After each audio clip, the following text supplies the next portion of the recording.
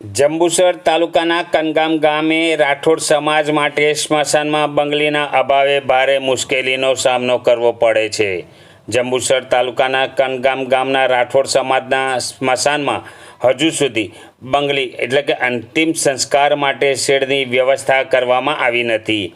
હાલ ચોમાસાની મોસમ હોવાથી વરસાદ વચ્ચે અંતિમ સંસ્કાર કરવામાં ભારે મુશ્કેલીનો સામનો કરવી પડી રહ્યો છે।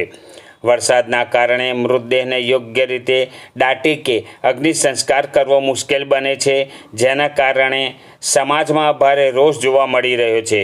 રાઠોડ સમાજના આગેવાનો અને ગ્રામજનોએ તંત્રને વિનંતી કરી છે કે કનગામ ગામના સ્મશાનમાં વહેલી તકે બંગલી એટલે કે શેડનું નિર્માણ કરવામાં આવે, જેથી વરસાદી મોસમમાં અંતિમ સંસ્કાર દરમિયાન કોઈ મુશ્કેલી ન પડે અને લોકોને મૂળભૂત સુવિધા મળી રહે। કનગામનો જંબુસર તાલુકાનો રહેવાસી છું। કનગામની અંદર જે આ તમને દેખાઈ રહ્યું છે એ સ્મશાન છે।